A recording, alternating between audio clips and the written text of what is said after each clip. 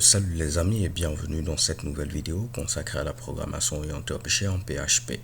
Dans cette vidéo, nous allons continuer notre exploration de l'héritage en voyant ici la notion de redéfinition. Ok.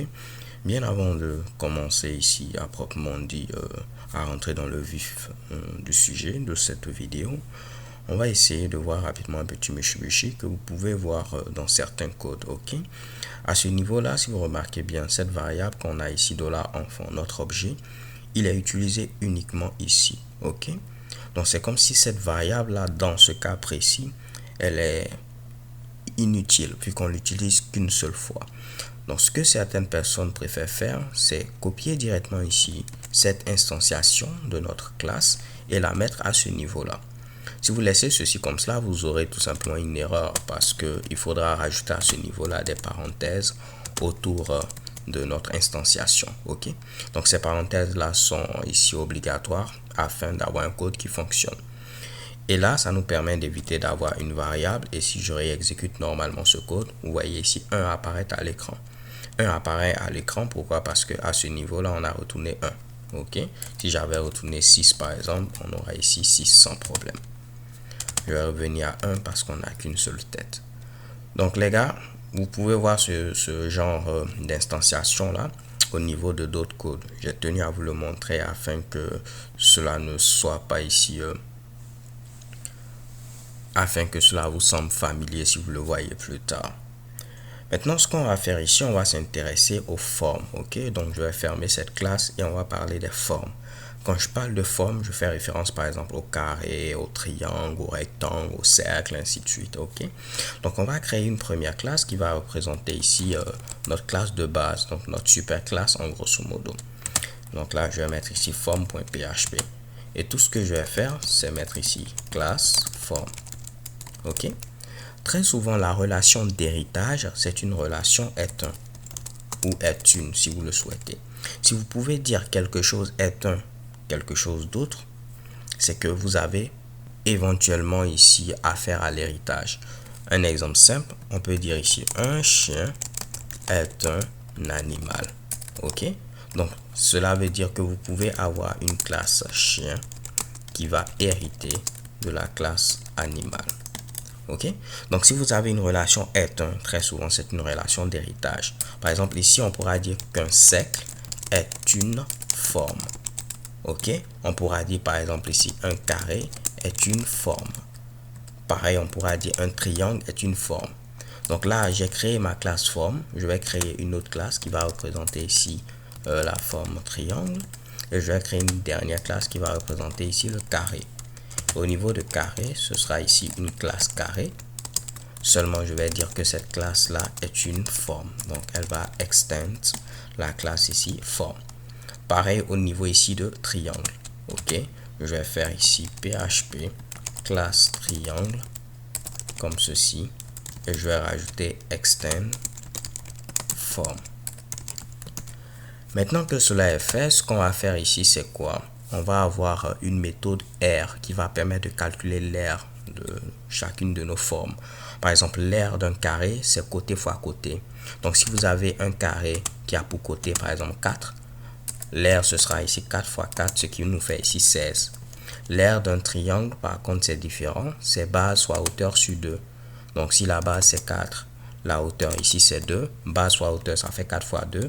Le tout sur 2. Donc, ça va faire ici 8 divisé par 2. Et ça va faire ici 4, par exemple. OK? Donc là, on ne va pas faire de mathématiques. Donc, ne vous inquiétez pas si vous ne connaissez pas comment calculer l'aire d'un triangle, l'aire d'un rectangle, ainsi de suite. Ce n'est pas vraiment ici l'intérêt ici de cette vidéo. Ok, moi-même j'ai regardé les formules avant de faire cette vidéo, donc ne pensez pas que je suis très bon en mathématiques. Ce que je vais donc faire, c'est quoi? Je vais vous montrer deux techniques et après dans les vidéos à venir, on va avoir également une manière beaucoup plus propre de gérer tout ce Mitsubishi là. Vous pouvez vous dire par exemple que vous aurez très souvent à calculer beaucoup plus l'aire d'un carré que l'aire d'un triangle. Donc si nous faisons cette supposition en disant que très souvent ce sera l'aire d'un carré qui sera calculé en lieu place de l'aire d'un triangle, ce que vous pouvez faire c'est quoi? On peut venir au niveau de la classe forme et on va mettre la formule pour calculer l'aire d'un carré. Et ici, je vais appeler cette méthode R comme ceci. L'aire d'un carré, comme on l'a dit, c'est côté fois côté. Donc, je dois avoir ici un attribut qui va représenter le côté. Et tout ce que je vais faire ici, c'est retourner côté multiplié par côté. Ok, donc j'ai mis ce code là au niveau de la classe de base parce que je me dis que très souvent c'est l'aire d'un carré qu'on va calculer. C'est juste une supposition. Si on s'était dit que par exemple que très souvent c'était l'aire d'un triangle, on allait mettre la formule pour l'aire d'un triangle. Ça c'est une première étape. Après je vais vous montrer comment ici restructurer ce code là. Donc ici, juste pour tester rapidement, je vais mettre la valeur directement à l'initialisation. Mais vous imaginez plutôt qu'on a par exemple un constructeur à ce niveau-là et que ce constructeur-là va prendre en paramètre le côté, ok, et après on va l'initialiser en faisant $10 côté reçoit côté, ainsi de suite. Mais là, je ne vais pas le faire dans cette vidéo, histoire d'aller un peu plus vite. Ok, et vu que la classe carré hérite de la classe forme, donc c'est comme si ce code là il était présent au niveau de la classe carré. Donc cela revient à dire que si je viens au niveau de héritage.php, je vais ici faire un require premièrement de la classe forme, ensuite un require de la classe carré et après un require de la classe ici triangle. Ok, remarquez que j'ai fait un require de forme en première position parce que carré et triangle ici utilisent la classe forme. Donc si je viens à ce niveau, je vais créer une nouvelle instance de ma classe carré. Donc là, les parenthèses sont facultatives et là, ce sera la méthode R. Ok, donc je crée une nouvelle instance de ma classe carré. J'appelle la méthode R.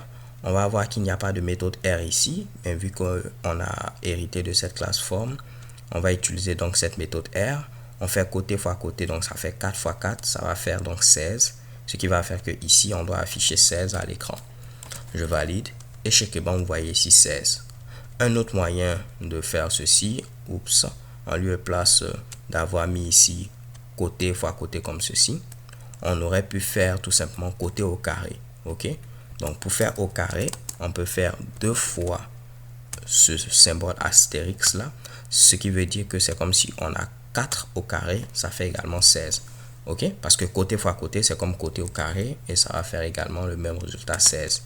On aurait pu utiliser également une fonction qui a pour nom ici power, qui veut dire ici puissance, et je pouvais dire que c'est côté à la puissance 2. Donc on aurait pu mettre ici ceci comme cela également, et ça va faire la même chose. On aura ici 16. Ok, donc libre à vous de choisir ce qui vous semble le plus simple. Maintenant, le truc c'est quoi? C'est que si je viens au niveau d'héritage et que je change carré par triangle, on aura également pour l'instant 16. Si je tente de valider, vous voyez 16. Pourquoi? Parce que si on vient au niveau de la classe triangle, à ce niveau-là, on n'a pas de méthode R. Donc, c'est la méthode R de la classe forme qui est appelée, vu que triangle hérite de forme. Ok, et là, c'est ce même code-là qui est exécuté. Donc, nous, on ne veut pas cela parce que l'aire d'un triangle, c'est différent.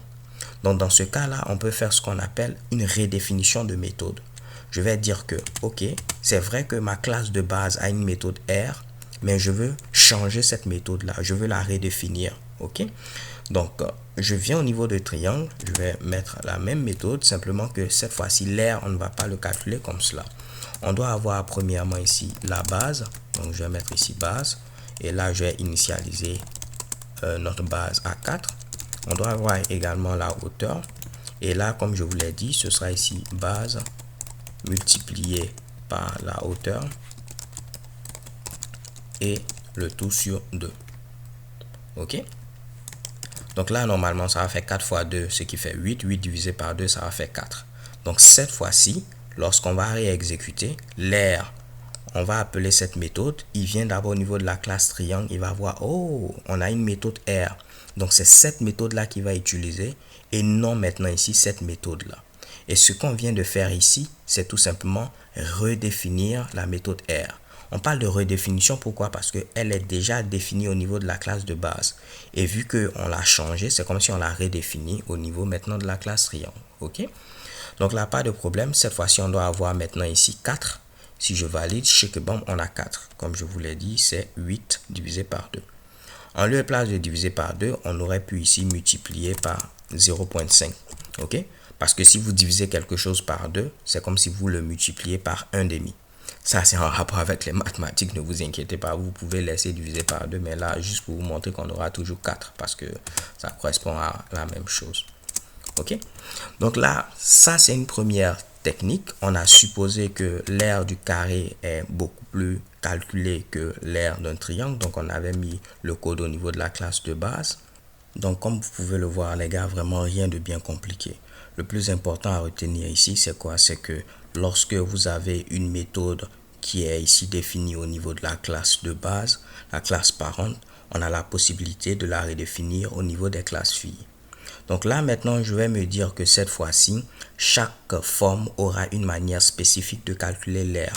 Donc, en lieu place de faire la supposition qu'on avait faite précédemment, je vais mettre ici ce calcul-là au niveau de la classe carré. Ok? Donc, je vais supposer que pour le carré, voilà comment on va calculer l'aire. Pour le triangle, voilà comment on va calculer l'aire et ainsi de suite. Maintenant, vous pouvez donc me poser cette question. À quoi sert cette classe forme-là, vu que maintenant, elle est vide? Ok? Donc, afin que vous puissiez comprendre ce Mitsubishi, ce qu'on va faire, c'est quoi? D'abord, on va essayer de tester pour que vous voyez que cela affiche toujours 4. Ok?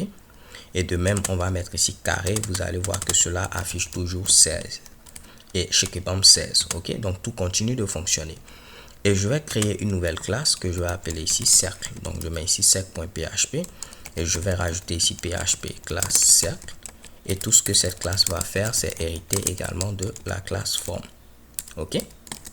Donc là, à ce niveau-là, je vais vous donner par exemple ici 2 cas dans lesquels cette classe peut être intéressante.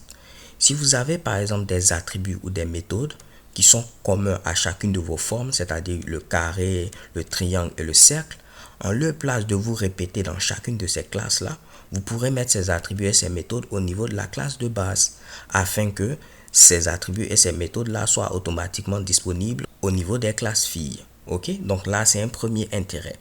Le deuxième intérêt, c'est quoi? C'est que par exemple, si je viens au niveau de héritage et que je crée un nouveau cercle, je ne vais pas oublier d'inclure également le fichier cercle.php. Vous allez voir à ce niveau-là, on aura tout simplement une erreur. On nous dit qu'on ne connaît pas la méthode R. C'est tout à fait normal. Parce que là, on va tenter d'appeler la méthode R sur un objet de la classe cercle.